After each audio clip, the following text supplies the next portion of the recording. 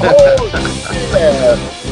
Thing when you really the most inconvenient thing ever right now. Yeah, I was on the computer all fucking day yesterday. It didn't even say, "Hey, there's an update coming." It was just like, "Well, wait, now." Yeah, let me. I could do it at 2 a.m, but no, I'm gonna choose to do it now when you need it the most. Man, I had an interesting night. Oh gosh. All right, let's hear about your interesting night. Nope. Okay. Fantastic. We wanted to keep this. We wanted to keep this R, not X, right? Yeah. Mimosas. Well, I'll say this: the lady went to a pure romance party, which I'm sure all of us know what that is, and if not, it's dirty stuff for women. Yep. And apparently men as well, but not a whole bunch. I mean, dudes, whatever. There were beverages that were had. We were raiding. Spoiler alert! I got to see the raid yesterday. We got to what was her name? Sirochi, yeah. I had to bail because the door was opened and "Let's go" was said. So I was like, I gotta go, guys. No, it wasn't even I gotta go, guys. It was I gotta go. I gotta go. It's like, I gotta go. I gotta go. We're like, everything all right over there? He's like, gotta go. That's what you said. Is everything? I said, I said, is everything? I said, everything all right? And you're like, I gotta go.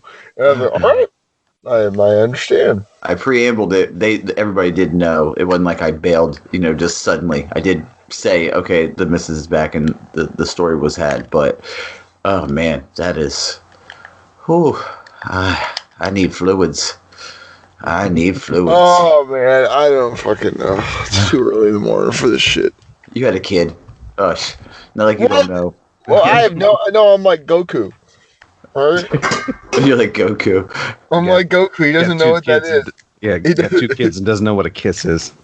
Excuse me? Okay, Goku. You can lie to yourself. You can't lie to me though. Shit. It's special kind of training.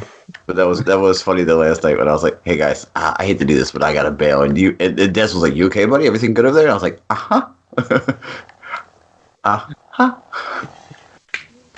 But I can say now I have seen some of the raid. It is I think Double G, you said yesterday. I mean, fuck it, we can get right into it, right?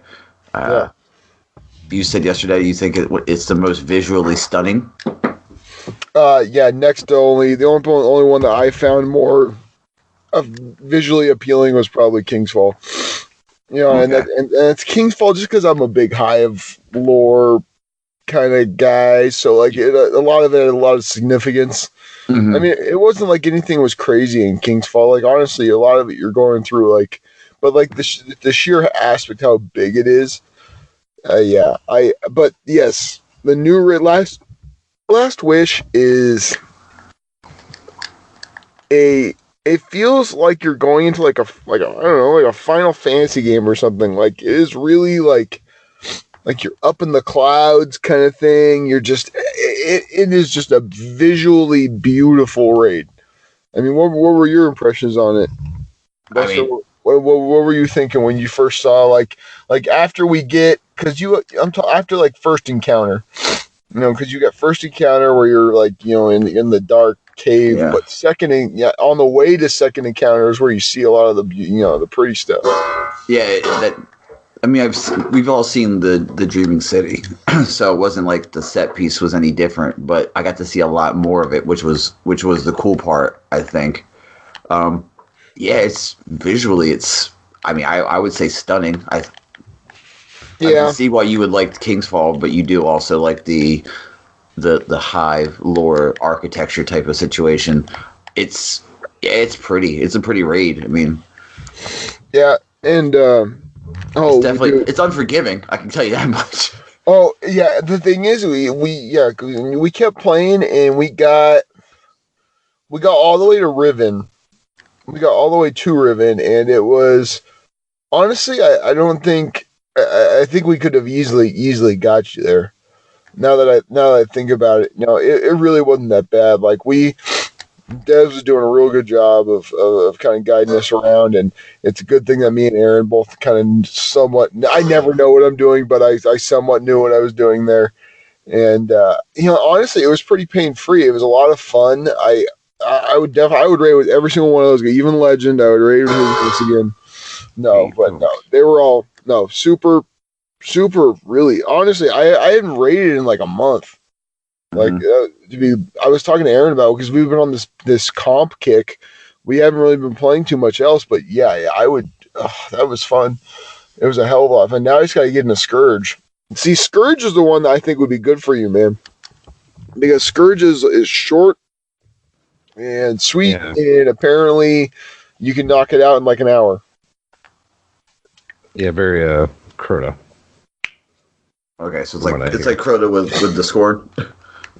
With it's with Fallen, right? Yeah, Fallen. The regular Fallen. Yeah, it's going to be interesting to see if we get that level of, because I was, with the whole Bungie split thing from Activision, I think it took me another week to start thinking about it. Biggest asshole ever. Some people tell me that, but still. No, not you. No. Look, I think with I've listened to a couple other podcasts because I wanted to get opinions. I wanted to see what other people were talking about it, and I heard some good stuff. And now that I think I can fully say that the Activision split. Activision isn't the goddamn monster that we all thought it was, but the one. They obviously had some control, but they have control over those studios, Vicarious Vision and High Moon, which helped out a lot.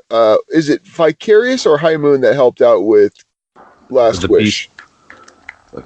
That was actually.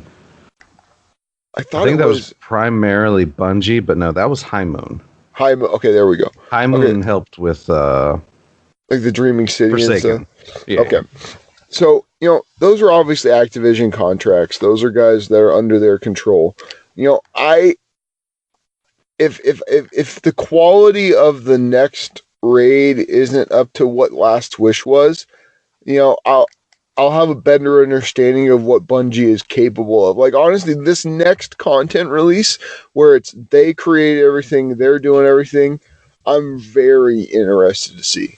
I don't think that is how it works. I think after this annual pass is when they're done with all their help, or with like the High Moon Vicarious Visions. Yeah, they still have contracts. Yeah, they still have contracts, but I'm talking about like after this cycle.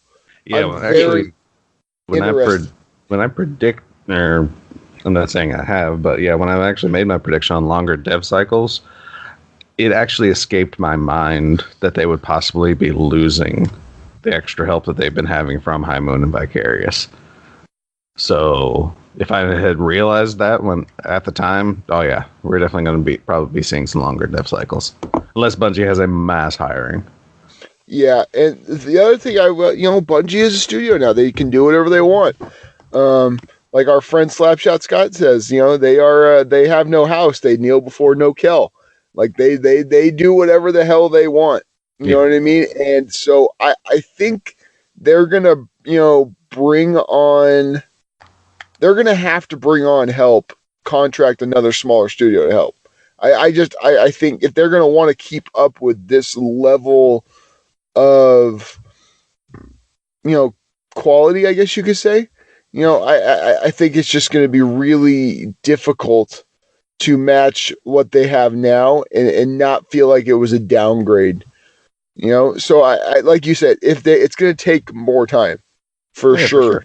Now that I'm thinking about everything, it's just like, manpower is manpower. Like if you have more manpower, you're going to be able to get more stuff done and more stuff out faster. And the funny thing is, I was looking into just Bungie as a company as a whole, like what their practices are, because I wanted to see if they were going to start laying people off. I wanted to see if there was going to be that kind of stuff, anything like that. And I've read it and I've heard, man, it's a rough place to work if you're a person doing a lot of work. Like they push you hard. You know what I mean? It's the polar opposite. See, I just read from 3 people who were former employees. Maybe they're disgruntled employees, and that helped. It probably didn't help. I never trust former employee reviews because if that were the case, High Risk Studios is literally Satan.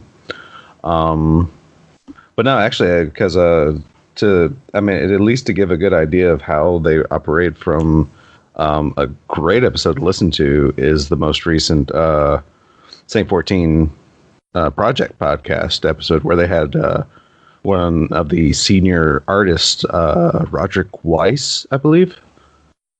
And he goes, it's their second time that they had him on, but he goes into some pretty good detail of basically the overall work environment at Bungie. They have a rock wall, man. Do they? They have a rock wall. That's cool. And then maybe it was, like you said, it was 3 different disgruntled employees that I read, and it was like they were very close to saying the word bro culture. Like that was like that's what I was hearing, and I was like, man, I hope that's not the case. Yeah. But like I had heard it from, if you hear from 3 different like people, obviously there were people who got shit canned probably, so they went on and started pouring all their hate and vitriol onto the interwebs. But I like I said, it's going to be really interesting to see how they function without Big Brother looming over their shoulder, because it is just this is all uncharted territory, man. This is for them. I mean, actually, okay, I take that back. It's not uncharted territory. It's uncharted territory that they kept their IP, because the last time they did this was when they left Microsoft. Yeah, they separated and they were creating Destiny. So I'm. Of course, I mean, that deal was more of because again, listening to St. 14, actually, apparently this split was at least a long-term goal for Bungie from the start. Yeah, it was built into their contract. It was like an 8-year clause in their contract. It was a 10-year publishing deal, but apparently that's why that they held on to the IP. That's why they held on to everything, is because they were. And they're not fools. They know what's their property. They know what's their property. Well, especially now, since they got burned by Microsoft. Yeah. Because that deal was entirely different, because they became a first-party dev studio for Microsoft Studios. And in order to get picked up... Do you think the trade-off was worth it for them? I don't know, because they lost their baby. I mean, they lost the thing that literally... I mean, it was a... Halo was a gaming culture mover. Yeah. Like Destiny is a good game. Don't get me wrong, but it doesn't move the needle like Halo did. I still remember build up for Halo 1, 2, and 3 was. I mean, the build up for Halo 2 and 3 was ridiculous. And then I don't talk about ODST, even though I've heard it's not. It's okay. But Christ, but yeah, I mean, like I said, they did as much for Halo as they did for Destiny, because it was basically like their Halo prototype or beta or whatever you want to call it that got Microsoft's attention.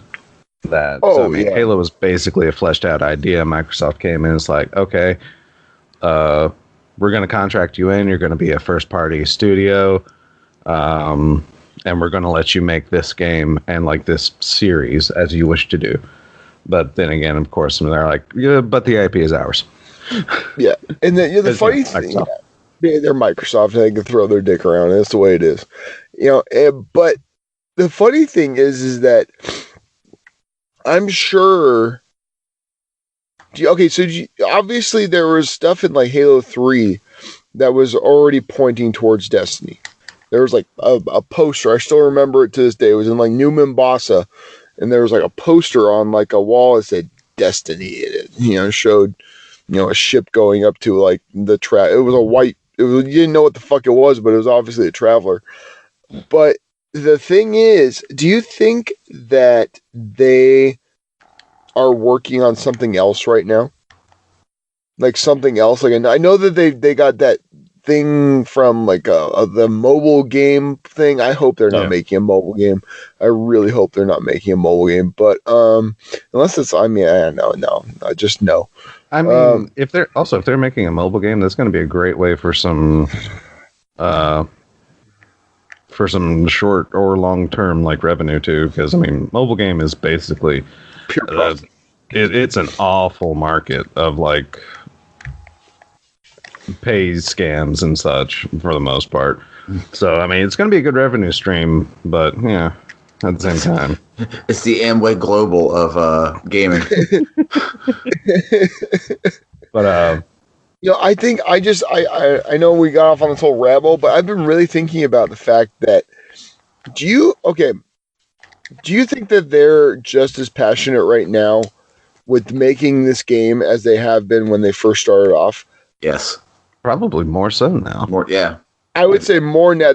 I was just gonna say this is probably the boost in the arm this game may have needed. You know what I mean? I think things can get frustrating, at least for me personally. Like when you have someone looming over your shoulder, having to meet like certain requirements that they're setting for you, it gets it wears on you.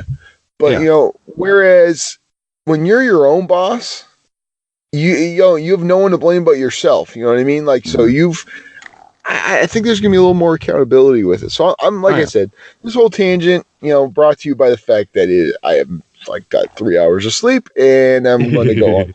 I felt like just ranting. The way I think of it is like iron sharpens iron, pressure makes diamonds. You know what I mean? Like I think this is probably the best thing okay. This might be just me being bright-eyed about about my love for Destiny, but this is going to be like when we talk about, do you remember when Destiny jumped and it got like super good and we're all going to be like, yeah, when they left Activision? Or counterpoint, this is when we're going to be like, hey guys, do you remember when Destiny was good and then they left Activision and that was the biggest mistake they've ever made in their life? I'll even go farther than that. Do you remember Bungie? Yeah, right? Worst case scenario. I know. Worst case. I know. But you know what I'm saying? Like, because think about it, they're their own boss. So if they invest a ton of money in something, say they go out and spend a fucking shit ton of money on, I don't know, D3, making D3, promoting it, making sure that it's out there. Yeah, because marketing and everything is them now.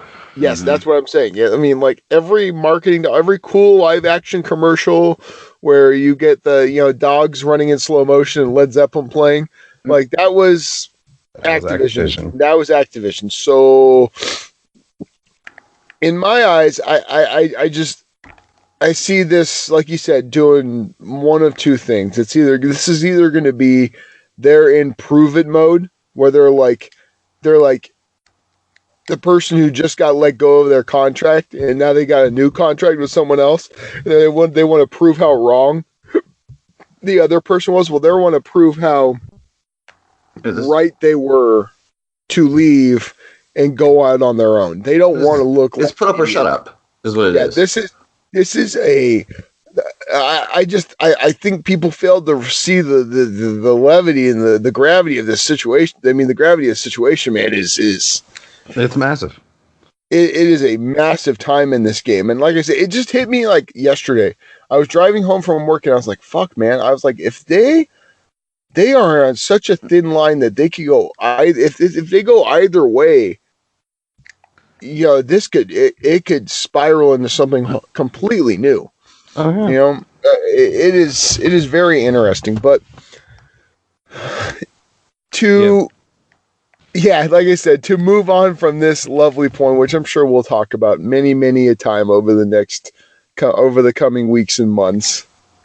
Fellas, how the hell are you? Dude, my week was actually fantastic. Let me tell you what. As I reported last week, my troublesome one that had put in his 2-week notice He actually never came back to work Monday, so. Oh yeah.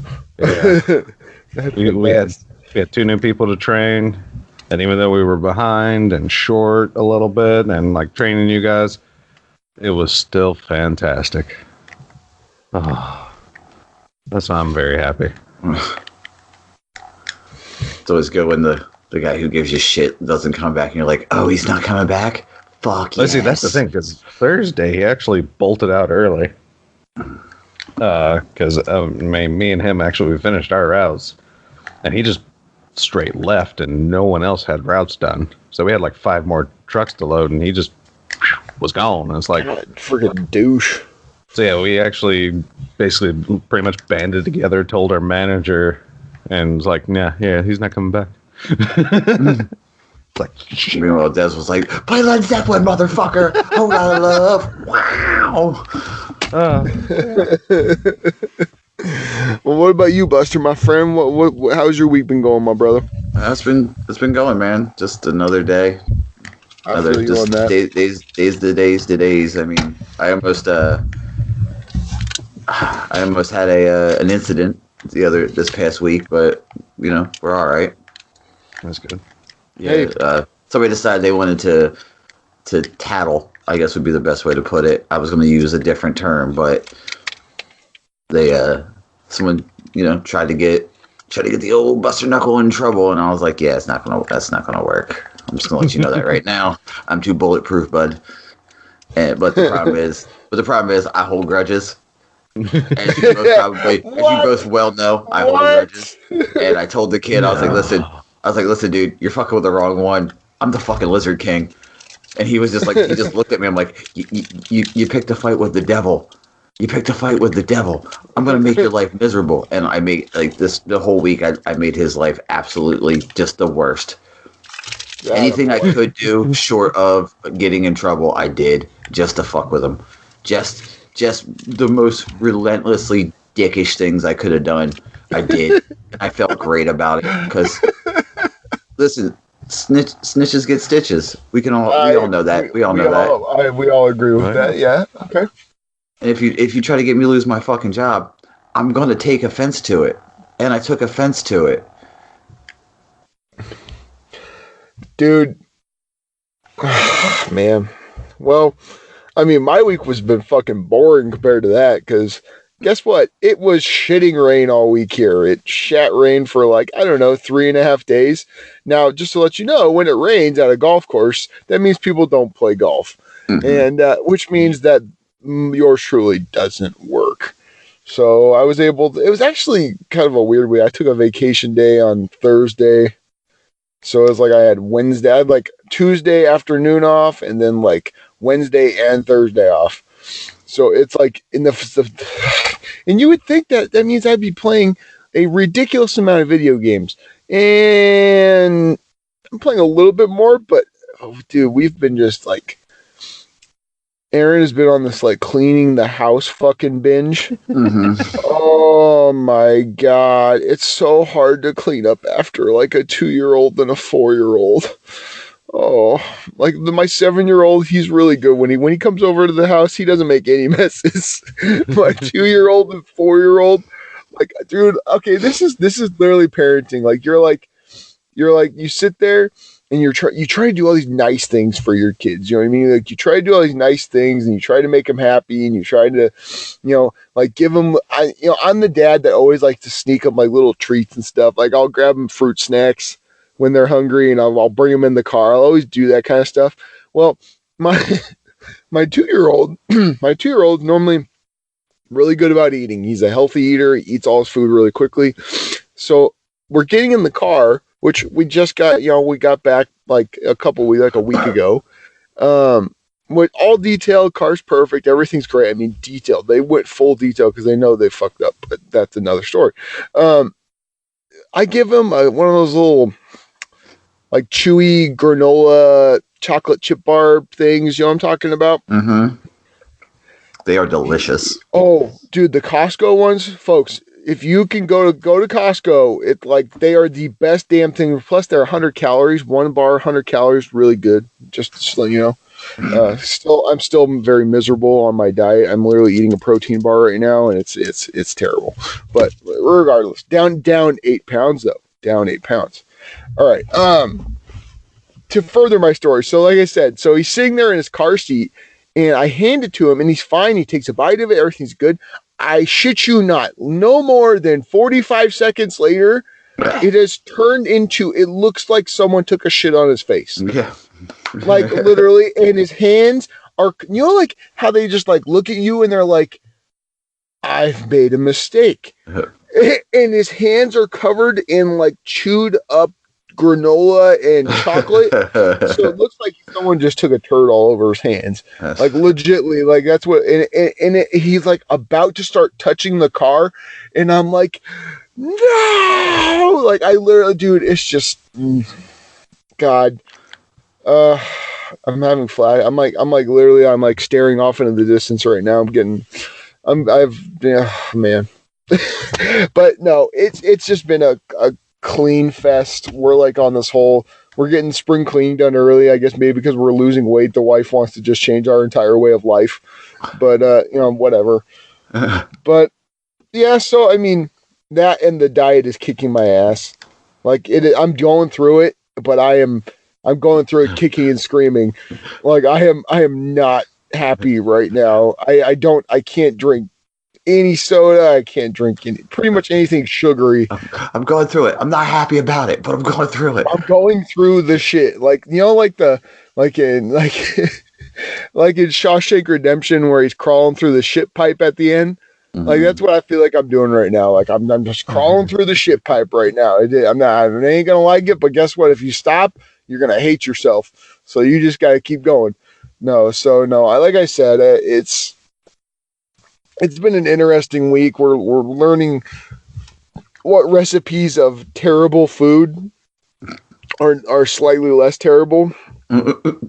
Although last night actually, she made this goddamn like low calorie pizza. You guys heard me. I was destroying that. Oh God, man. It was only like for the entire meal, it was only like 750 calories. Oh, I know for pizza, that's a miracle. But yeah, so it's been, it's just been a normal life at the Gorilla Golf household. But every week's a new adventure at my house. But as far as Destiny goes, I mean, obviously, we've already talked about it, but we got, Buster through the first, at least it's through first encounter, and he reacted in turn. Fuck yeah, we got her. Fuck that bitch. Fuck her cubbyhole having ass. Fuck her. Dude, that's but honestly, Buster, I want to get your what did you like? I mean, obviously we didn't get through. We only got through what? 2 encounters? Well, I understood. I think I got the basics of the second encounter pretty much down. The second encounter, man, is the same. It's rinse and repeat. That's all it is. Rinse, repeat, go up. Rinse, repeat, go up. And then the next part, we almost one phased Morgoth, so you would have been fine there. Like really, with that whisper strat. Oh, dude, hey, folks, I'm gonna admit this right now. I was wrong. The whisper strat. Well, okay, I didn't have the what the fuck is it called? The Masterwork? The Masterwork on Whisper yet, so maybe that was part of it, but good freaking God. That was easy. He's a giant walking critical hit. Like that's like he has nothing but critical. So yeah. See, that's one after doing Whisper Strat one good time, I never understood. It's like why is everyone like so fascinated by like the Rat King Icolo strat when you can just take a distance and like not worry about running out of ammo? because I know that's 100% truth. I do, Des. I kneel before you, sir. I was wrong, but it's all right. I can be wrong. It's what makes this game great. There's multiple ways to beat things. You don't have to do one thing, but no. Folks, the most efficient way is everyone using Whisper, and as someone dropping a well which this is inside baseball, but god damn it, last night someone forgot to drop a well when that's their only one fucking job. One job. That's all you got. Just drop a well in the back fourth. Nope. Didn't hear the everyone to the back call. So we were like waylaying with snipers. And we're like, where's the well? And the guy's like, oh, wait, what? Y'all are all back there. Oh, you need the well. It's like, no, we like everyone who raided with us last night. Hopefully you're listening to this. We appreciate you guys. That was a lot of fun.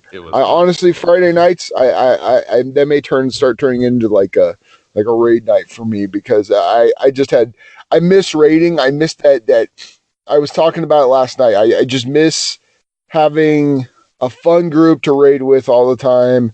And it doesn't matter who, honestly, as long as you have like 2 or 3 of the same kind of key people, it's going to be a fun time. Because Des, we were fucking laughing the entire night. Now, come on, it was a blast, And Buster, having you on, man, it made it all the better. It was funny with the whole. Okay, get the Buster. Got the ogre.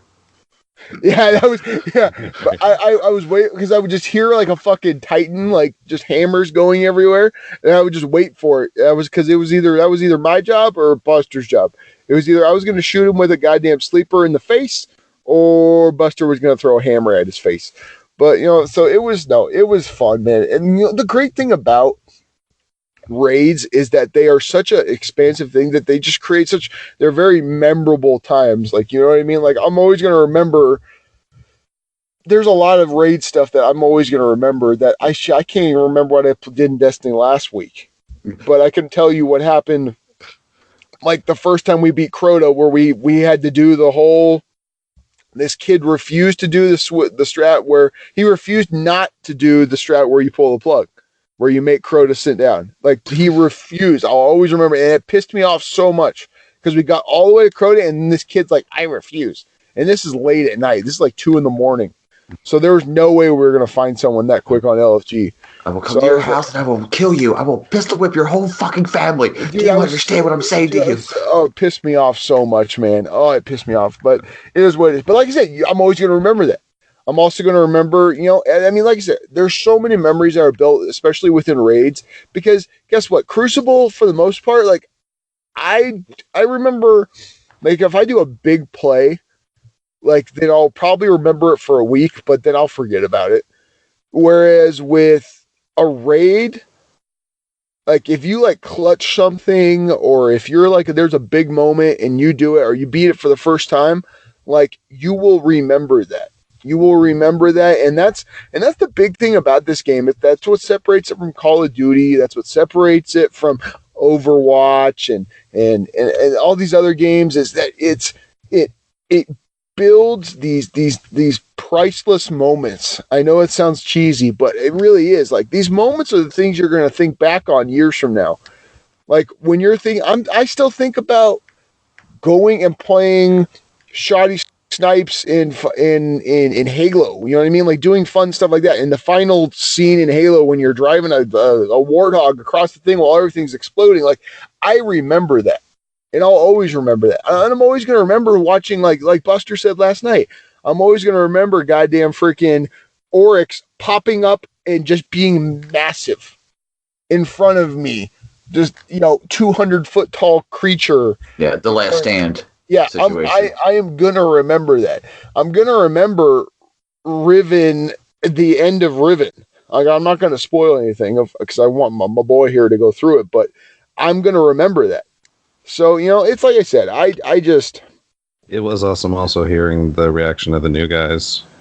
Oh, yeah, man. To one thing that I also cannot wait to hear Buster's reaction to, because their reactions were pretty much exactly what I was anticipating. It's like, yeah. I mean, it kind of screwed up our first chance at doing the encounter, because I explained so little just to keep the surprise.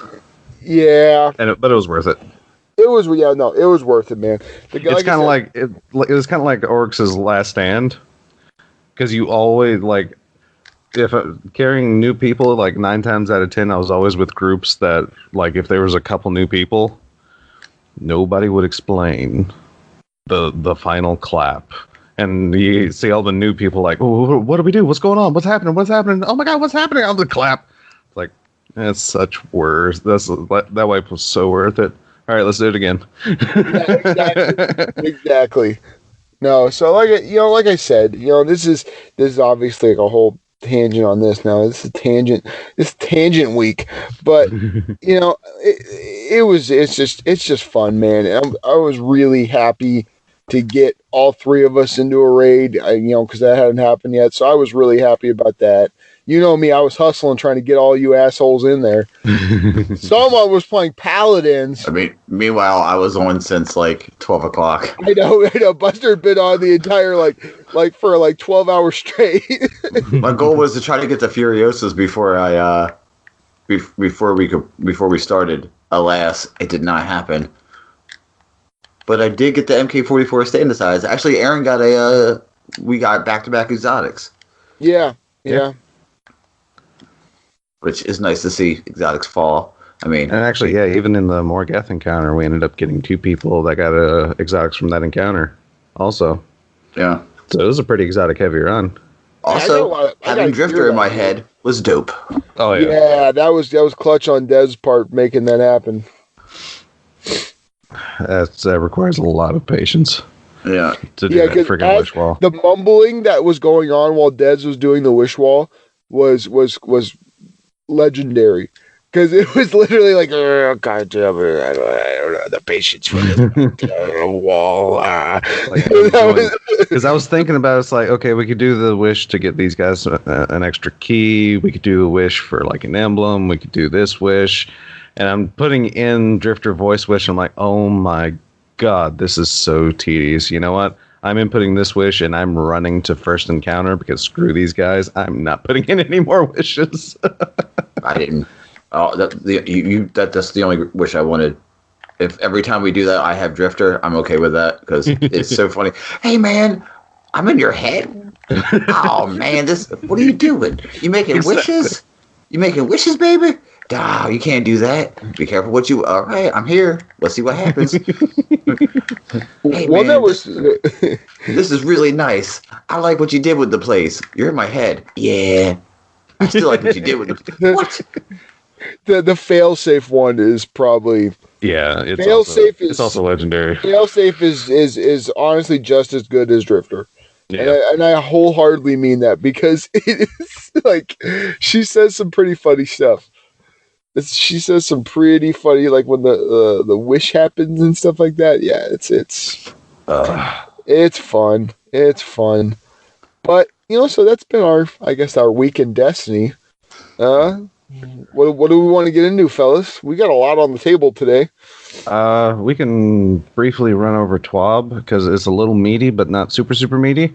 Because the first part of TWAB is we're basically kind of like some words from Luke Smith, franchise director of Destiny, talking about the Bungie-Activision split, essentially.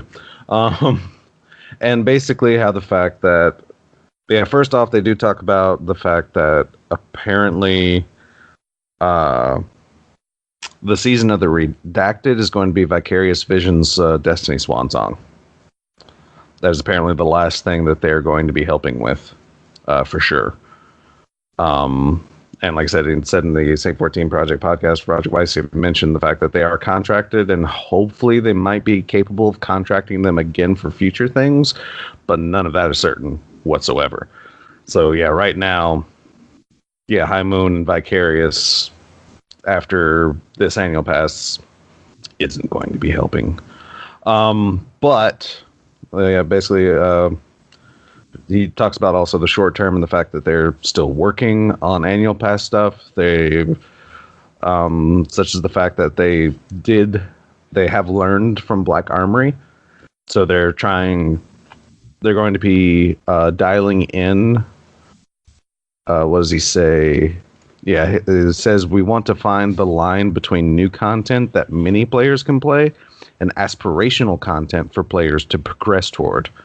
So that's that. And they're exploring improvements to catch-up mechanics for players in upcoming seasons. And then he talks about the long term, which I'm just going to go ahead, because this is very short. Long-term, Bungie is committed to Destiny. We created the universe and we hold its future entirely in our hands.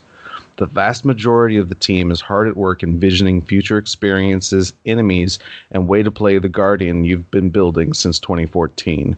We're going to keep doing that. We're thinking about what it means to truly be independent, what it means to self-publish, and crucially, what Destiny's future can now look like for our players. It was a busy fall, and it's going to be a busy year. When I look ahead and think about Destiny and where it could go, I see a bright future with roots in a memorable past. Not everything has been lost in the dark corners of time. And those are words from Luke Smith.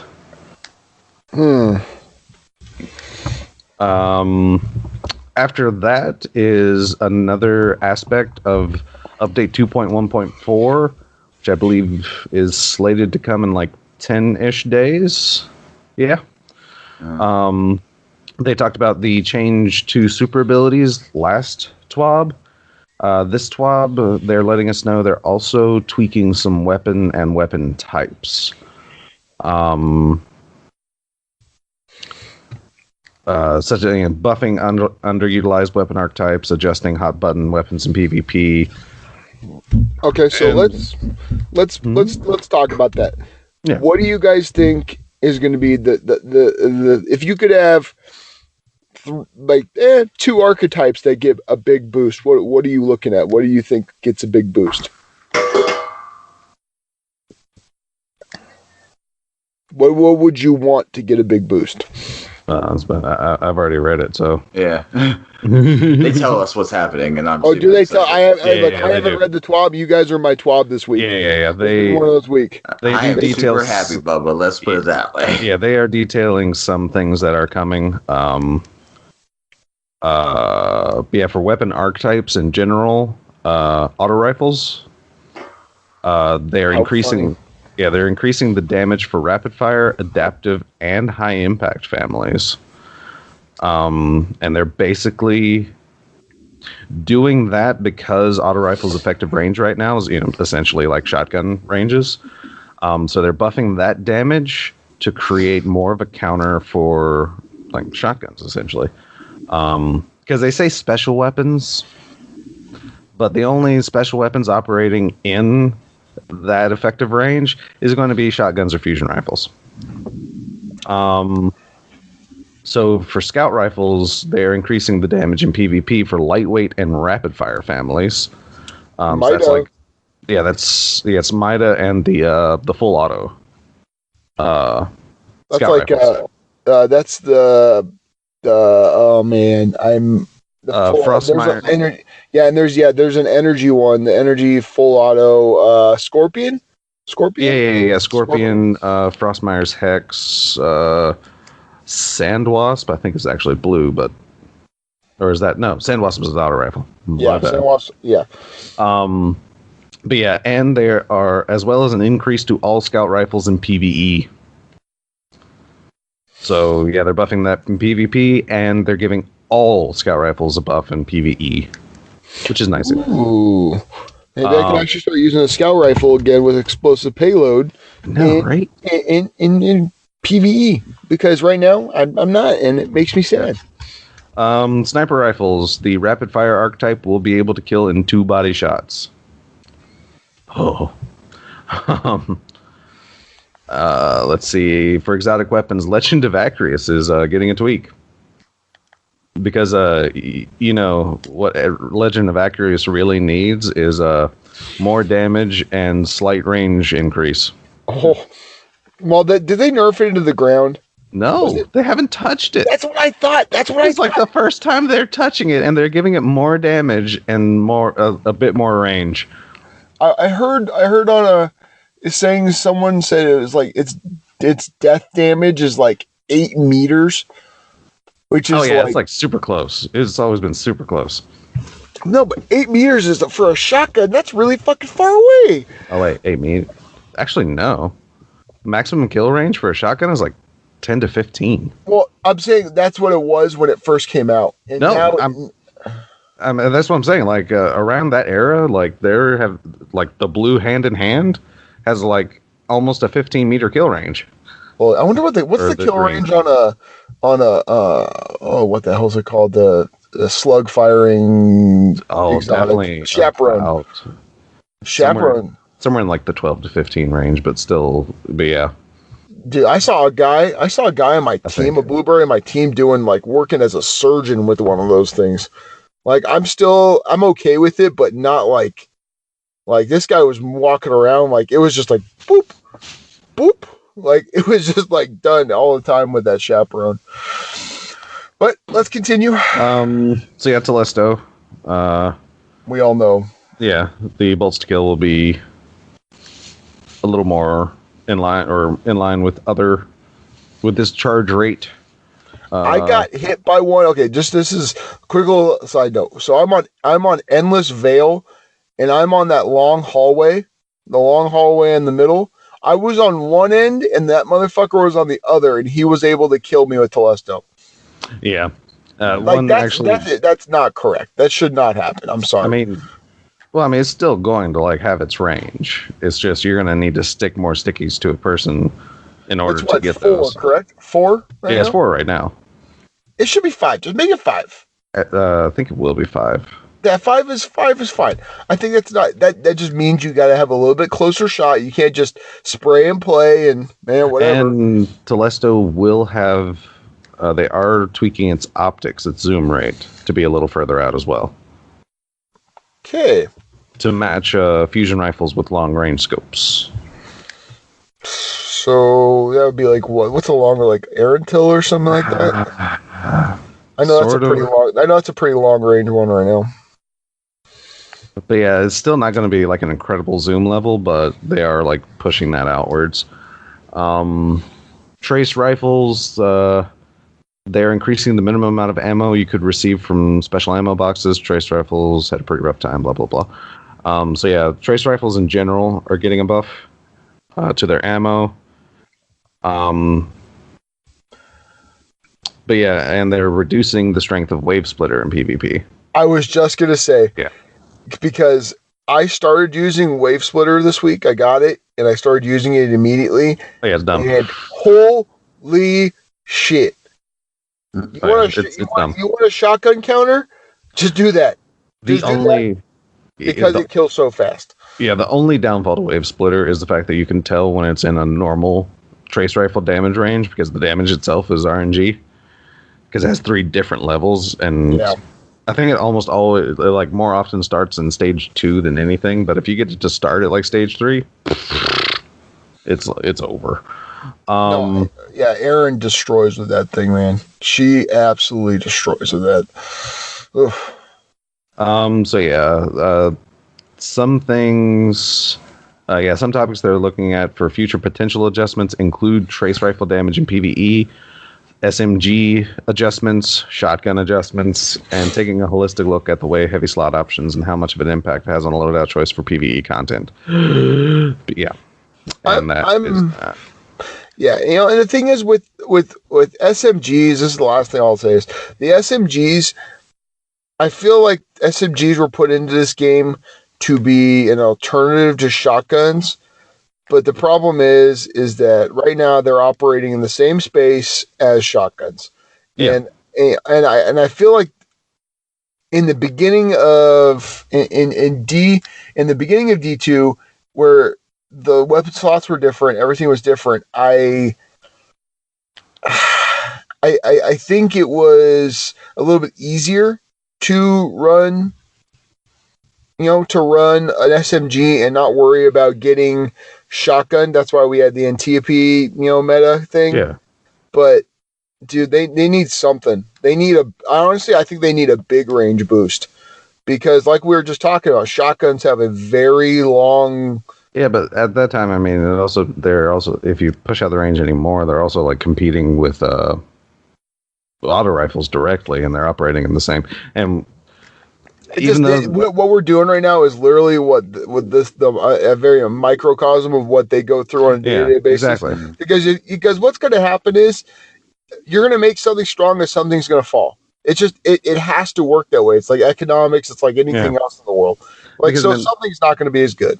That's like the worst thing that they ever did to hand cannons, is because scout rifles and hand cannons served a similar functionality, and they wanted to differentiate them. So now hand cannons have crap ammo reserve, even now. Which is, I run out of ammo all the time. It's awful. Anyway, also coming with this update is, like they said, Sandbox won't be the only aspect receiving quality of life changes. They've also spent some time collecting player feedback on the Black Armory experience. So they're doing some changes for the weapon forging. For one, ballistic logs will no longer be removed at reset. Stack limit for ballistic logs will be increased to 5 per character. That's solid. That's a good change. Weapon frames that are carried across reset now refund. So if you have a gold frame, it is refunded back into a ballistics log. A powerful frame, essentially. Yeah, that was the only thing I was hearing. The ballistic logs were just tough to get. So this is an easy way to make it so you hold on to them. Silver frames will be refunded into 3 modulus reports, which I think is half of what you can buy, what you buy them for. Any instance of a radiant matrix will be removed on weekly reset. Players should stop experiencing the issue where frames are missing from Atlas inventory on a weekly basis, and players may still only purchase up to 2 gold frames per week. And they are increasing the drop rate for Black Armory lore. It was a 10% drop rate on pass or fail, but it will be a 20% drop rate, but will require a successful forge ignition. The quest step that requires players to defeat a high-value target on Nessus no longer requires a player to land the final blow. Modulus reports and ballistics logs will go to the postmaster if lost. And the cap on modulus reports will stay at 15 per account. Forge emblems will be awarded when completing a forge, no longer requiring a specific bounty to be completed. That's why I don't have all those emblems. Okay, that's fair. So yeah, that's that. I didn't read this before, but I don't know what the purpose of it is, so I'm not getting into it. A bunch of player support stuff. People can read that if for things, and movies of the week are there. So yeah, the movies of the week are the movies of the week. As someone who likes to forge as much as I do. Oh, I love. Hang on, right after the support report, I love this. See, this is one reason I really do like Bungie. Because there is an extra part there at the end. While the fire team executed the plan, we wanted to highlight that this was achieved, or they're talking about the Niobe puzzles. But yeah, while the fire team executed the plan, we wanted to highlight that this was achieved by more than just 3 Guardians. We thank everyone in the community who lent their troubleshooting skills to help crack this code. Many shoutouts to r/raid secrets were made, but we also must acknowledge those who engaged with each other via social media, whether you were on forums, tweeting, texting, or submitting your theories to stream chats. Thank you for taking part in this experience. So yeah, I love the fact that r/raid secrets got a nice little shout out from Bungie. Come on. Everyone, I think no one talks about those guys that much, but everyone respects them, kind of thing. If you even know about them. But yeah, it took them after 3.5 days. It took them 3.5 days to solve Niobe Labs. I would love to hear the process of how they the first thing they do when they walk up. You know what I mean? What are they looking for? Dude, we need to try to get one of those guys on. We need to find someone from Raid Secrets and try to get them on. I'm sure it would be very interesting. Well, it's not exactly a close-knit community, though. I get it. It's just people submitting stuff, but I'm talking about a major. It is Reddit person. Also, so yeah. Hey, we love Reddit. It's good. It's one of the I will say it's like usually one of the better aspects of Reddit. It's one of those subreddits, but yeah, it's still Reddit though. So well, what happened was I was eating my Cheetos and I figured out that if I look through the scope, it will tell me where to go. And then I was like, okay, cool, fire. So I have to use a fire element and all that. That's what's going to happen. Oh man, never mind. We're not getting anyone from Raid Secrets. Listen, I want somebody to come on and try to argue points with us. That's what I like to do. I argue with you guys on purpose sometimes. I agree with you 100% of the time, most of the time. But then it's just like I just want to have a conversation. So I'll take the devil's advocate. I'm okay with being El Diablo Buster. I'm okay with that. the Black Swan Buster. Yeah, I'm okay with dancing crazy. I'm okay with crumping. I've never seen Black Swan. That's what I thought happened, by the way. I know it's about a ballerina, right? Yeah. Does the Black Swan like do weird dancing? Is it like Step Up or I'm just gonna leave it. I'll leave it for you. You can watch. It's a good. I'm not. I don't want to get into it. I'll butcher it just because I watched it. I was falling half asleep, but I just know certain parts. But it's no, like I said, I personally find that stuff just really, because you got to have a different kind of mindset to be able to do that kind of stuff. You've got to look at things in such a macro way. You got to look at like everything around. It hurts my head thinking about all the stuff those guys go through to try to find, like, crack a secret like that when there's nothing really, there's no clues in front of you. It's really interesting. Yeah, and like I said, the fact that a lot of this, what ended up being the building blocks for Niobe, were figured out before, like I said, before we knew Niobe was a thing. Like, a lot of these building blocks were already cracked, like, first week by it. Also, on a side note, Des, I have to give you a compliment, buddy. The way you described the encounters, it was pretty much like you laid it out like dummy proof.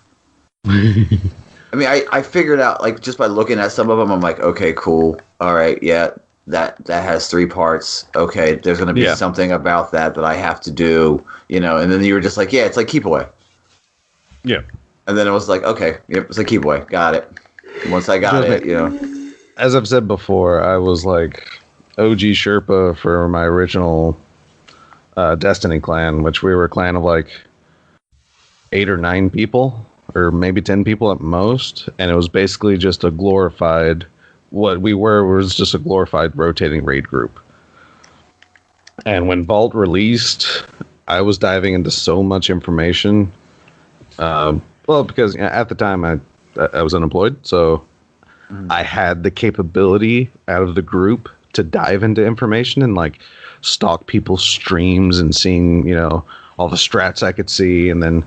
So yeah, I was the guy like responsible for conveying those strats. So yeah, so like I said, I've learned methodologies and ways of explaining very, very early on. I do not claim to be a Sherpa, but I can explain what I know. I just thought it was funny when I was like, "Oh man, it's like Keep Away." You're like, "It's exactly like Keep Away." Yeah. It's like, you got it. And then last night, why are you fucking with me, Collie? Why are you fucking with me?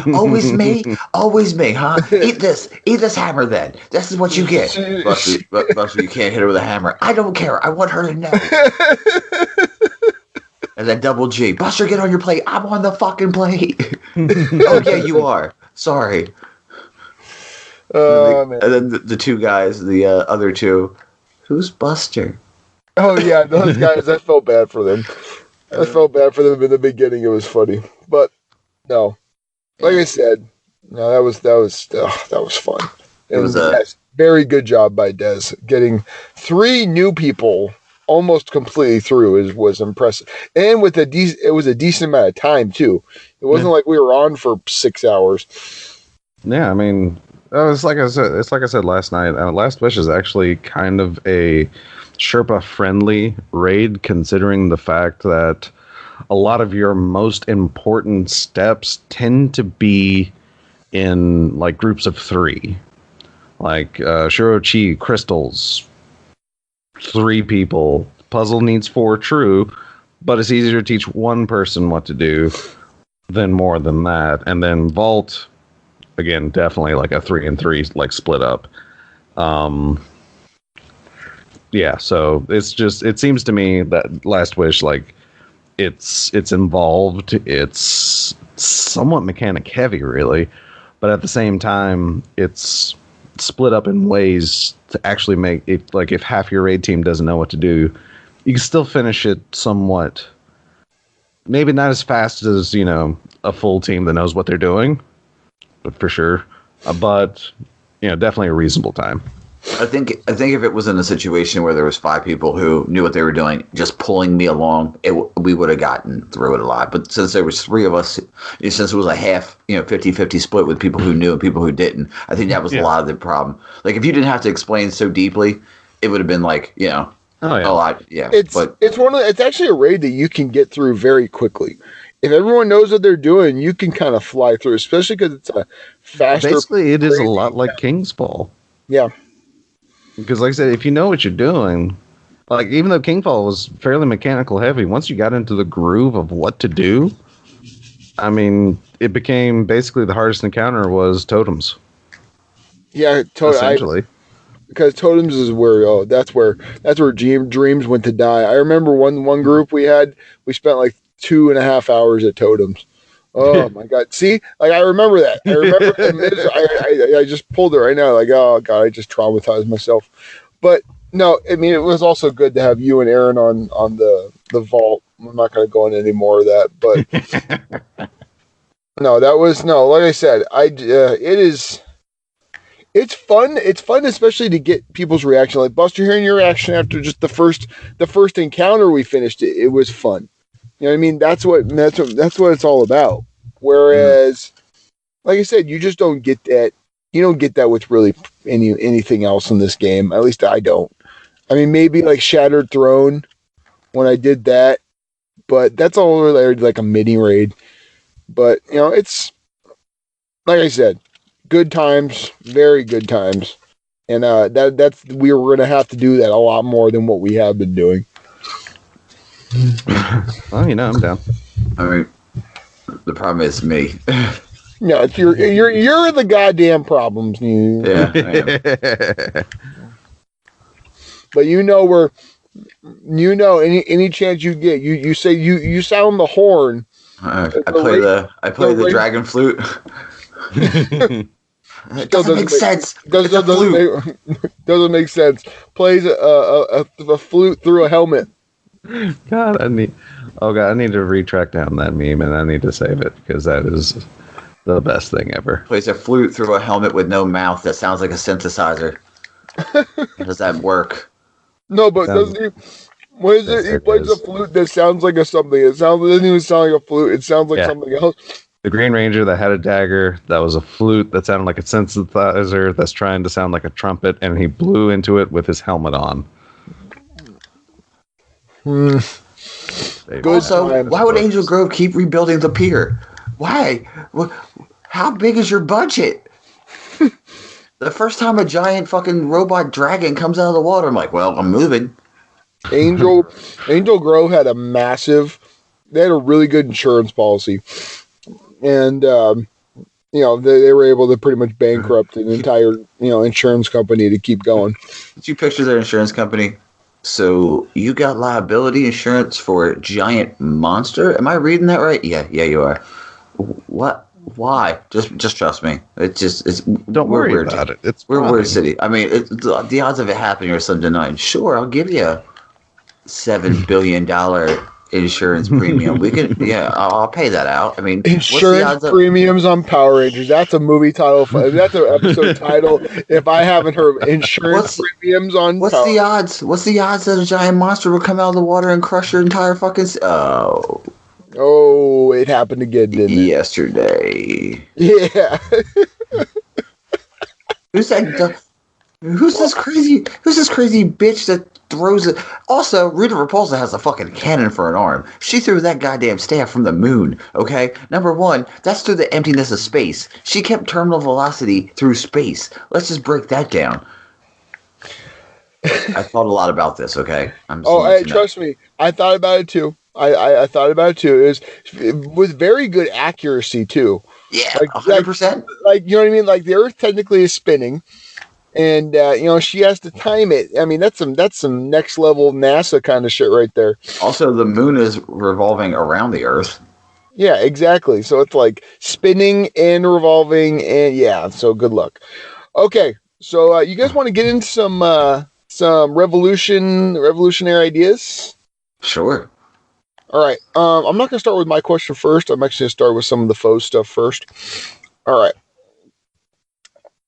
Let's see. All right.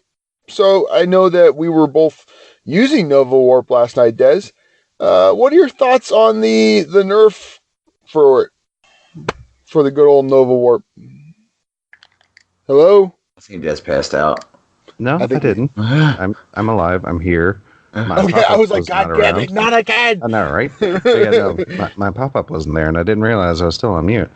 Anywho, but no, like I said, considering that was actually my first time doing the raid on my Warlock, or anything other than my Hunter, let's say that, I don't know, because that's like the most I've done with Nova Warp. Because I haven't used it in PvE. I mean, I've been killed by it in PvP a lot, let me tell you what. But, no, I mean, considering it's not really going to hurt it too much in PvE, except for the fact of, duration is going to go down. Yeah. I mean, I don't think it's going to be that harsh of a thing. It's just a curve, right? It's a curve that people are going to use. And I'm fine with it. Originally, you guys know me, I was not very happy about it. And they took what I felt was...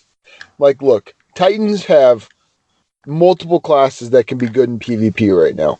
I truly believe that. Hunters have multiple classes that are good in PvP right now. Yeah. Warlocks, we ain't got shit.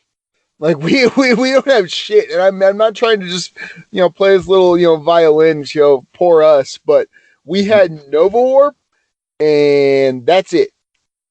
Because if you try to tell me Stormcaller is just good as Nova Warp, you're full of shit. And, so I was not happy about it, but then now that I've been playing around with it, I'm not as angry. It's just small. You just got to be smarter with it. That's all it is. You just got to be smarter with it. You can't, because you could literally use it as like charge into a group of enemies, pop your super, wipe everyone out because you had enough resistance to survive people shooting at you while you're so now you're a little more fragile. You're definitely a little more, you can get hurt pretty bad.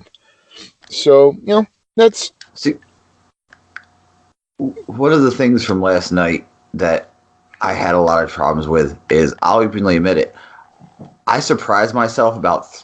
Every time I popped my super, I was surprised it wasn't the shield. That's the truth. Like, I was like, oh, I'm not running... Like, I think I said it, like, once or twice, like, oh, I'm not running shield. I keep forgetting. Because, I mean, I guess the meta for anything PvE now is hammers. Get that melting point. Melting point is just so strong. It's so nice to have. Because you got to think about it, the only way to replicate it, like, we were, talking about last night, is tractor cannon. So that means you're taking up an exotic spot and your heavy spot to do what a punch from a Titan can do. I mean, I do think also that tethering gives about the same debuff as well, but that's a whole different beast. Yeah, that's a whole different beast. And that's a super, yeah. So it's like, I like I said, I think, the hammers are very strong, especially for ad clearing. And hammers are a very strong PvE class right now. And just PvP. The utility of that hammer strike and adding melting point is just, ugh. I mean, it's just ridiculous. I mean, I'm not against using it as we all saw. It's just I felt naked. You know what I mean? He felt like he was wearing someone else's clothes. I felt like I was wearing somebody else's underwear. Put it that way. It was just, it just, like I said, it felt weird. But I think I adapted well. I mean, I played Titan for so long. I think I can pretty much adapt to all their supers. But it just, because I kept saying, I could always just throw a banner shield. You can shoot through banner shield and get that 30%. Like, I kept dropping it, and it was like, nah, man, we'll just use hammer strike. I'm like, fuck, all right, whatever. Because that's the strength of hammer strike, is the fact that I think like most useful is definitely, like, banner shield can be useful. It's just you're also taking away, because that's the issue we found with using tractor cannon, like for the riveting cluster bombs, is the fact that yes, you can replicate that debuff, but you're losing out on overall DPS because all of a sudden swinging. Yeah, you have one less person using a rocket launcher, so even though you have the extra damage, it was still like overall a net loss. So I mean, that's the only issue with banner shield, because yes, it can be useful, but it might be an overall loss because you're losing out one person shooting. So that's the only dichotomy there, really, and that's what makes, like I said, hammer strike just super strong. It's the fact that it's a melee. You can mod it out to have it super fast. What, like 30 seconds, I think, fully modded, something like that. I had mine every time you guys did the Dark Crystal. Yeah, the triangle. I mean, that's what it looked like to me. You guys were doing like the Dark Crystal and the Skeksis and exactly, and the the Unakai or whatever the fuck they formed. That thing. That's right. Everyone knows that part. Everyone knows right. the chanting monk part. Dude, by the way, that movie is so fucked up to watch. Like, for a kid, I will not let my kids watch it yet. That's fair. There's literally like ruthless death in like in like Muppet form. Netflix is doing. That's like Netflix Labyrinth. is doing one. Netflix is doing a series. I think Dark Crystal was worse. They're doing a Dark Crystal series. I mean, the only thing that like cut off the edge of the Labyrinth was literally the fact that it was part musical. Yeah, I mean, it's like Bowie. Dark Crystal didn't have that. Come on, it's Bowie. Bowie can do anything. You got those Muppet things like, oh, let's take off her head. Oh wait, it doesn't come off. Hey, you can't throw my head. Yeah, type deal. Dude, I love. Dude, so my baby crying hard as babe could cry. Dude, and he's got that hair going. He's got the face. He had a fucking cod piece. I think, honestly, that is like, if you were to give me a picture of David Bowie, it's either like Ziggy Stardust or we're dealing with the big hair. or the big hair Labyrinth David Bowie. Yeah, exactly. They just give me that, because he is as the Goblin King. That is quintessential. Yeah. I can see him going out and doing a concert. But you know, I still want to do us three in Ziggy Stardust makeup on a T-shirt one day. Oh, that would be great. Or all three of us. Do you remember the infamous Death Row picture where it was like Suge Knight, Snoop Dogg, and damn it, who else? Was it Eazy-E? I think so. When they were in the red turtlenecks with black background. Oh yeah, I still want to do that with us, just as like a funny joke, just so I can have it on a poster on my wall personally. The next shirt. No, what's it called? No, dude. Oh man, that's. Now we're going down the Memberberry lane. Because dude, I love those kind of movies. Like when I was a kid, man, that's like all we would watch. Labyrinth. Oh. You really want to feel bad about yourself, watch Never Ending Story and watch that fucking 30-minute horse snuff film happen. Artax, yeah. Artax! The Swamp of Sorrows, I think that's what it is. Yeah. Oh yeah, and that stupid turtle. It's 20 minutes. It was a 20-minute snuff film to watch a horse get drowned. Oh man, that was rough, man. That's like one of my low points as far as like, it's either that or when Mufasa dies. Either that or when Mufasa dies when I was a kid. That just made me sad. Oh man, and the worst part is I kind of look like the main kid in Neverending Story. When I was a little kid, I kind of had the same haircut, so it was even worse. It was even worse. Can we talk about how crazy that the end of that movie was? He had a wish. He literally had the ability to bring back his dead mother. But instead of doing that, he wished for the dragon to come to the real world so he could kill the bullies that bullied him in the beginning of the movie. You fucking sociopath. He also gave the queen the dumbest name ever. He could have named her anything, and he gave her like some stupid name. Yeah, it was just, ugh. I wanted to punch that kid. Fred Savage, I'll punch you right in your lips. That's such a convo. Like, that's like a movie that like has so much deeper. Like, you're just scratching the surface of what that guy was thinking when he was writing that, writing the book and stuff like that. And meanwhile, the patrons are like, "Oh, they should totally watch Neverending Story just so I can hear them get angry at life." That may be it. We're gonna make Buster cry at fucking when Artax dies. If you don't cry when Artax dies, you don't have a soul. Fuck all you guys. Fuck all you guys. It's alright to cry. Just like in Shazam, at the end of Shazam, y'all remember Shazam. Don't play like you don't. When the kid's like, "You're my best friend." Yeah, we all know that part. If you don't cry with that, you're on. Shazam. You're my best friend. Oh, that's almost as bad as like Steel. Oh man, freaking Shaq movies. No, it was not as bad as Steel. Steel was terrible. Yeah, it was terrible. But let's see. The next question. This is more of a point. Why hunters think their blade barrage shouldn't be nerfed? That was like, I asked for a topic. I honestly, I think, how do you, Des, as someone who plays as a hunter, how you agree blade barrage is extremely strong? It is, and I've been anticipating its nerf since they released it. Now, what would you do to nerf it if you were to make it fair?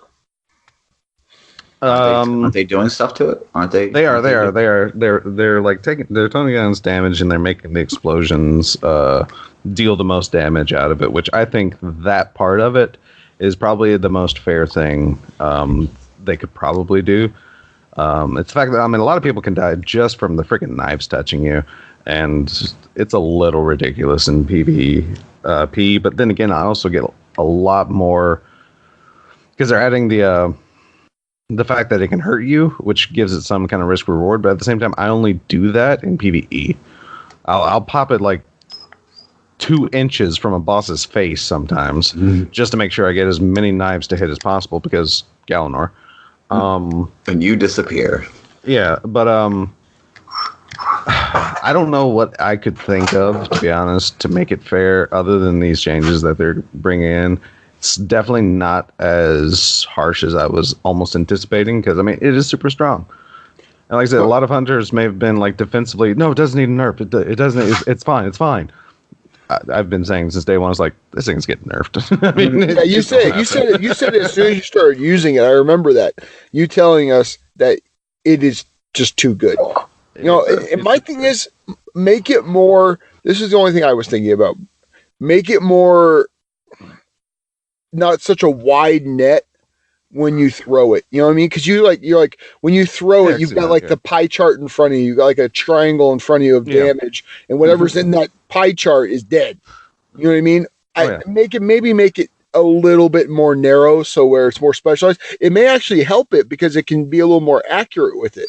Yeah, because like in PvE, I know you've said that it has trouble tracking smaller enemies, so maybe you could just be a little more accurate. I don't know, but it's frustrating in PvP when you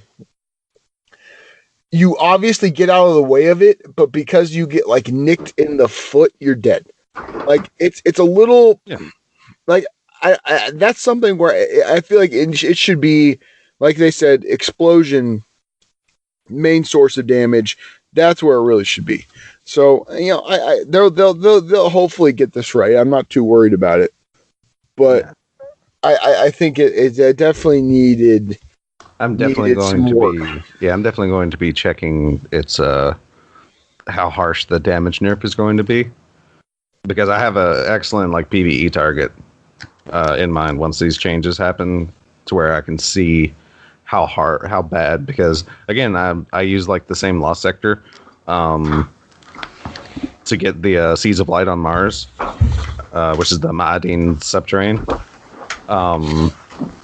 So I know that boss, if I pop my blade, it can leave him with basically a sliver. Doing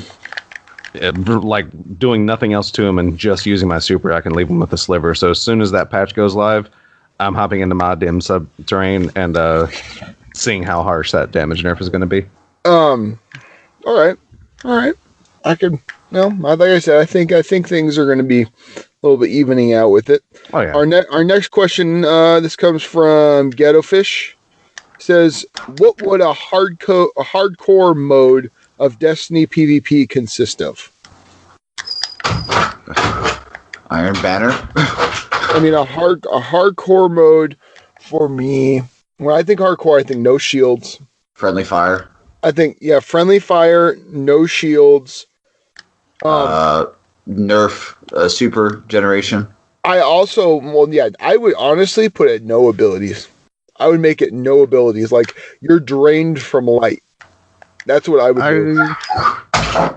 Jesus Christ, Peter. Oh my God. But, actually, oh God, what was it called? Inferno. I think was a good hardcore mode. No radar, no super simplified scoring. Of course, we have somewhat have the super simplified scoring now, but no radar. There's probably no super. I would see grenade and melee. I don't see taking that out because they're wonderful utility tools and such. Because I think that would be a little much, but I could see a reduced regeneration of melee and grenade. I think for me, it's. What about if they were to go nothing but kinetic weapons? That's all you can use. I don't know why, but for some reason, when I think hardcore, I think kinetic weapons. She doesn't come and get this fucking dog. It sounds like a fucking bear is trying to get out of here. It's a 105-pound dog sitting hitting the door with his paws. Of course, it's going to sound terrible. It's like a bear. He's like a bear. He's just like, I want to get out of here. What's it called? Oh, because if you do only kinetic, hello, Fighting Lion. Ooh, that's right. And then no health regen, just make it to where whatever you got is what you got kind of thing. Give them a little bit more health. Oh man, this would be an interesting mode. It would be interesting because it's I remember in Halo 3 days you could do that. It was pretty much just one shot. Yeah, the only bad thing about having a super hardcore mode in Destiny is the fact that it would not feel like Destiny. No, and that's the issue because to make it hardcore, you would, like I said, supers would probably be gone, radar would be gone, a lot of these tools and utilities and cool stuff. No exotics. Destiny. It's honestly. It's like. So I'm not sure how much I would like such a mode. Yeah, it's like Halo. I know you guys don't have a Halo background, but it's like Halo ODST compared to Halo 3. It is no shields. You get hit, you die. You need to go get a health pack, kind of survival mode. And I think that's you're making Call of Duty. I still remember when this was my problem with ODST. I felt like they just made a Halo version of Call of Duty. And I think if they were to do this in Destiny, it would be a Destiny version of Call of Duty. And I don't know about you, but most Destiny players I know aren't huge fans of Call of Duty. They're not. I mean, maybe I'm wrong, but they're not they respect it, but they're not oh, this is my game kind of thing, or this is my. Oh, I love playing Call of Duty. I never hear that. I never hear that. Except for I think there's a few guys. I think Boost on Distinguished Gentleman plays a lot of it, but he plays a ton of stuff. But other than that, I mean, there's really not a ton of people who mix both of them. It's brushing. It's like brushing your teeth and then freaking drinking a glass of orange juice. It just doesn't go together. It's like drinking orange juice out of a metal cup. So tinny. But yeah, I think that's a hardcore mode. I think it's good to be thinking about ideas like that and trying to brainstorm and come up with something. But I don't know if I'm sounding like a dick, but I don't think it has a place in Destiny. Yeah, like I said, I mean, we could think of it, we can come up with it, but the more we do, it's like, I don't want. This. I don't know if I'd like. I wouldn't play that. I wouldn't play it. I wouldn't play it. I'll be the first to say I wouldn't play it unless there was something where like I was able to get something really cool from it. It would take. There would have to be a huge reward for it, at least for me personally. Yeah, I don't want to sacrifice fun for, you know. I mean, like I said, if you really want to do that, I mean, go play COD. I mean, yeah, and that's the truth though. If you really want that, go play COD. You know, go play something like that because that game will give you exactly that and a better version of what. Actually, that's true. Because by now, I mean, the COD formula. I mean, to me, it's unfun. It's like excruciating. It's very monotonous. You're doing the same thing over and over and over and over again. But I can't see how the fact, like I said, they pretty much have most of that formula just down, and it does work well. And I can see like the skill set and the mentality required for that to work. But that's just not me. One thing COD does well though is weapon customizations and modifications like that. They do that well. That's only the one thing I could say that Destiny could borrow from COD because you can put a front sight post or a grip or that kind of the modification system, but. The mods that they have are pretty good for what Destiny is. I swear to God, this dog is going to get murdered. But Paul, I want to get out. Yeah, it's because there's people in the living room talking, and they refuse to come and get them. Oh man, but yeah, I mean that's like I said, it's an interesting topic, but I don't foresee it happening. All right, let's shift. We'll shift to my question. My question, as usual, completely random, not even related to Destiny, but who gives a shit? So as some of you may or may not have heard, the Dragon Ball movie came out this week, and it was to say it was a roaring success. I think is understating it. It has been a huge success. It has exceeded their predictions for what they thought it was going to be. And I think it's pretty damn cool. And so my question was, with the major success of the Dragon Ball movie, made 7 million opening weekend, opening day, opening day. Do you foresee anime movies becoming more mainstream? Yeah, basically to put it in mind, what it made an opening day in the U.S. almost matches the U.S. equivalent for its opening weekend in Japan. Yeah. Because it pulled in, like, it made 7 million here opening day. For its 3-day release in Japan, it made like 9 million. Yeah. Yeah, it was, well, you gotta understand. I think they understand. They're finally starting to get that Dragon Ball is huge in the United States. It is. Anime in general is huge in the United States. Dragon Ball is just a gateway drug. It is, and that's 100%. But that's the one that's most easily accessible and for people who are afraid to get into like anime, it's a very easy transition for them. Sure. Like I said, as someone who was that person, I can wholeheartedly agree with that. Now I'm like I just finished Attack on Titan, like I was saying that, and that's great. Now I'm on that cycle. But, it's like I said, I see, because look, at the end of the day, I don't know how much it costs to make the Broly movie. I don't know how much it costs. But if you're making money on it, I guarantee you people are going to keep doing it. So I'm interested to see, like, so do you see them becoming more mainstream though? Do you see them happening more on a regular occurrence? Or do you just think this is just because it's Dragon Ball, everyone loves it, it's going to be just kind of this one thing? Or is there another title that, there was only one other title that I thought could do it and have a good movie come out and be able to hold up? But, and that was, didn't think what it was. That's Naruto. I think Naruto would have a chance. One Piece.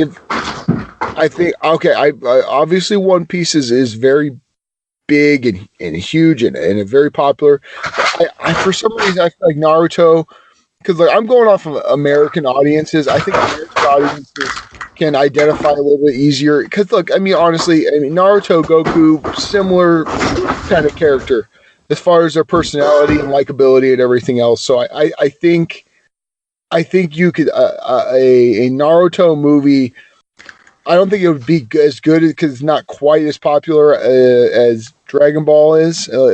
Maybe more mainstream here in the United States, but I think it would have a chance to do something decent. Do you guys have any other one you would think about that would come out and do okay? Black Clover. Black Clover, okay. Black Clover is, the way I can describe if you like Naruto, you'll like Black Clover. It's Naruto but with magic. See, I just finished, like I said, Attack on Titan. I'm looking for my next anime to go with. So Hunter x Hunter. That's the next one you should. There's so many episodes, though, right? I mean, how many episodes are there? It's complete. It's finished. If that makes you feel any better. It's a closed loop. Which, is better than Bleach, as I found out. And Bleach doesn't have a finish. It just stops. 300 freaking episodes, and to get the conclusion, you have to start from the anime. You have to start from chapter 460 in the manga to get the conclusion. That's because Kishi.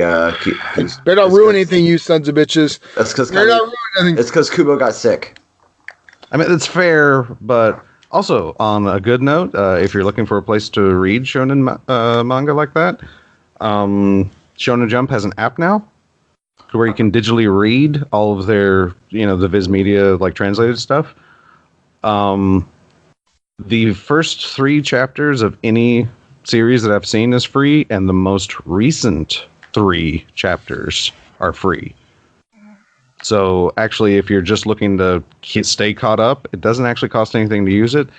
But in order to get access to, of course, the rest of the chapters, $1.99 a month. That's if you're a manga person, that's pretty cheap. I'm thinking about it so that way I can read through and finish out Bleach and everything else. You won't be upset. I'll tell you that much. Oh no, I mean it's as soon as I found out, I was like, oh, it's 300 episodes. I could power through this, and then I actually looked up a list because again, the one thing I don't like about Bleach, it's filler. It's awful. I'm skipping I'm on episode so many. Yeah, I'm on episode 310 because I skipped through every ounce of filler possible, and I found a list online of Bleach filler episodes, so I can do that. But then at the end, it's okay, so this is filler, this isn't. But once you get to this episode, you need to go to chapter 460, and the manga it's oh. I will say I wouldn't skip the Zanpakuto Rebellion arc. I wouldn't skip that one. That was pretty good for filler arcs. The Gote 13. I think that was the last massive. It's the one. It's the ones when the Zanpakuto spirits rebel.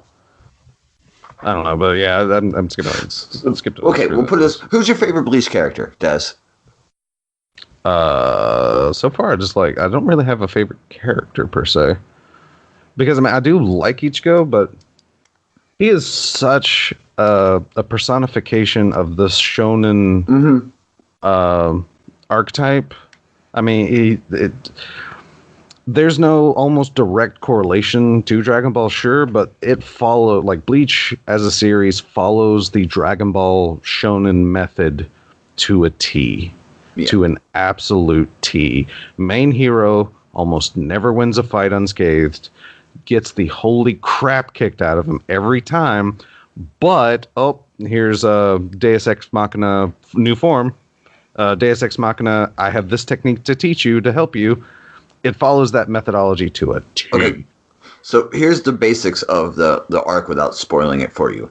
The Zanpakutos, they have a spirit inside of them. Mm-hmm. The spirit is released and rebels against its owner. So the owner has to fight its own Zanpakuto, which has Bankai as well, and Shikai. So it's pretty much like Zenbone Sakura versus Byakuya. Yeah. Also, I really like the intricacies of like rewatching that. I really like the intricacies of Byakuya's character. Like as he unfolds. Yeah, as he unfolds, he is a very complicated character. The fact that he has multiple forms. This form I only use this form for people who I want to kill. Oh yeah, Zembo and Dr. Kageyoshi. You should feel privileged to see this like kind of thing. I love that. You should feel privileged and honored that you were able to see this. The first time Ichigo flash steps and he's like, "Oh shit, you're fast." He's like, "Yeah, I'm fucking fast, bitch. This is what I do." My Zanpakuto spirit has one. My Bankai has one ability. It makes me super fast. Get used to it, daddy. But also his fight with Aizen. Oh my god. Which one? Oh no, like the fight that ends it basically. Oh yeah. That entire thing is just because you definitely get like he definitely compares to, because I made the comparison of him to Madara. I did not know how accurate that was. You know, you're 100% right. It's like, yeah, that is such Madara Uchiha. Like, but yeah. Anyhow, without getting into too much detail. Yeah, what's it called? Yeah, damn it. But to get back to the point. So, like I said, so you guys, you think Black? What are your picks for what could be a good movie in the U.S.? Black Clover, and Hunter x Hunter. Hunter x Hunter. Okay, all right. I could actually probably say Black Butler would do really well. Yeah, Black Butler would do well. I know that my wife actually likes Black Butler. So she watches it herself. It's a little kid. He has a butler who is also a demon who is also a badass. Maybe Helsing would do well too. Des. Yeah, Helsing would probably do well as well. But, I'm also trying to think of like, kind of like what is it, Battle Angel Alita, I believe. Yeah, it's coming. Yeah. That was like a 4-chapter manga. I'm trying to think of something small that can be adapted, because I don't want more of like the Bleach movie, where if they do adapt it, it's going to be such a small adaptation, you already know what's going to happen. It's kind of like playing any Dragon Ball game, like in the past, 20 years, and its story mode is, let's go through the entire Dragon Ball story again. It gets old after a while. That's why I really like Dragon Ball Xenoverse and like Dragon Ball Fighter Z, because they have different takes on the Dragon Ball like story and formula. No, I like it. Okay, cool. I said, I just for me, I was very inspired by how well Dragon Ball was doing. It's a build-up, because we had a live-action version of Ghost in the Shell. We had Battle Angel Alita coming out, which I never heard of before. Yeah, I haven't heard of it, and she got some crazy-ass eyes. That's all I know. That's what I'm saying. Like, I saw those eyes, I'm like, she looks like an anime character. Yeah, exactly. Like she looks like a real-life anime character. Ooh, why? And I looked it up. What about this one? It was a manga. I got one. What about Sailor Moon? No, I would actually, without much change, because all right. So story time with Raven. Because I was one of the Toonami kids that watched Dragon Ball because it was different. It was something new basically. But if I finished my homework on time or skipped my homework, as I kind of did at times, may have happened in my house. I don't know. Yeah, so I would turn on Toonami. But the first thing to come on was not Dragon Ball. It was Sailor Moon. Fighting evil by daylight. I remember that. Tuxedo Mask was a shit. Yeah, it was actually a very it was a very positive overall. Like if we could have that without much change to what it was, I feel like that can be really good. And because it's powerful feminine protagonists that don't necessarily have to dress like a stripper. Yeah, to, exactly. Show off that they're powerful, Exactly, and that was my thought. Is look, and what the funny thing is, having a daughter, I now think about these things. I want to be able to I know it's stupid, but I want to be able to show her anime later when she's older, and be like, hey, this is a girl thing you can watch, because Sailor Moon is it's a well done anime, and I remember it from a kid, and it's got a huge following. It does. Because if you look at all the rankings when they do, like, in Japan, they'll rank the top heroes, and obviously Goku wins like 99 times out of 100. But Sailor Moon is like usually 2 or 3, as far as popularity. So I think that would be and it would be well received in the times that we live in now, where we're trying to be more equal and be more. I think it would be a good. Yeah, I think it would be a good thing. And that's the thing, King. Well, I mean, and even though she progresses and gains more powerful, you also never lose the sense that Usagi is a normal girl. She's always dealing with life stuff, and she's always like balancing, but she always has that. Because after a while, Goku, of course, seems like a god. Ichigo seems like a god. These people just seem like freaking gods. And even though, like I said, Usagi or Serena, depending upon your translation, gains these powers to take down these powerful foes, she never really seems like she's strong, but she's also normal. Like, she's also vulnerable. Yeah, exactly. Yeah, it's definitely not an overpowered thing. Speaking of overpowered, I think I'm going to get into Overlord since I watched like the first 2 episodes of it. Yes. I think I'm going to get into it. Do it, Neo. Yeah, and also Chum King. Pretty good. All right, let's see. Do I have anything else that I want to talk about?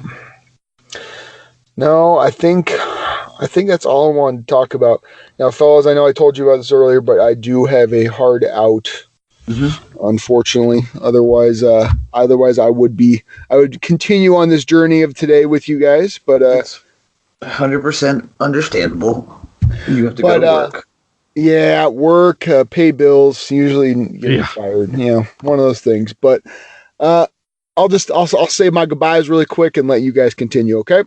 Well, I mean, I'm probably gonna bail too because I'm hungry and exhausted, and the dog is going to drive me insane. Well, then, fellas, perfect. We can just make it a nice little mid-length show today. Then, well, this is Gorilla Golf. You can find me in the RNG Discord. Come on in and talk with me. You can hear here. I talk a lot. I've got lots of things to say. 99 times out of 100, probably wrong, but it's okay. I still like to talk about it. Come at me. I'm also on Twitter, Gorilla Golf 1987. You can always direct message me, call me out. If you want to talk, be respectful. I'll be respectful back. That's my only rule. Other than that, Dez, where can we find you? You can, as normal, find me on Twitter at DES_Raven. And also on a side note, Phoenix, don't worry. We'll get to the Paladins topics soon, considering 2.01 just dropped. Next week. Hey. Next week. I know. I'm just saying it dropped and it's happening, and I'm already 7 placement matches in. Oh, that's all I'm saying right now. Next week, folks. We may have a dual guest next week. So stay tuned for that. Stay tuned to Discord and Twitter. I'll maybe announcing something. So that's in the works. But it is right now. Sorry. You can find me on Twitter, BusterKnuckles13. You can find me on PlayStation, BlisterLister113. Send a message, say hey, it's from RNGCast. That way I don't think you're some weird sex bot trying to get me to send you my Buster, it's funny that, what's it called? Sushi was making fun of your name last night. Oh, I don't give it. It was so... it made me laugh so hard. It's fine. Sushi Samurai. You probably shouldn't throw shade there, bud. Don't throw stones if you live in a glass house, especially if that glass house has turrets on top of it. I gave everyone the warning beforehand. It's 2019. I'm intense. I almost flamed through you from the jump street, but I mean, you probably shouldn't raid with a 13-year-old, but whatever. That means you can find this podcast, the RNGcast, at the RNGcast. You can email us, the RNGcast@gmail.com. We have Patreon, patreon.com/the RNGcast. That being said, this is episode 139. Yeah. 139 of the RNGcast. We're out. Later, man. See you all next week. Had to steal it from you.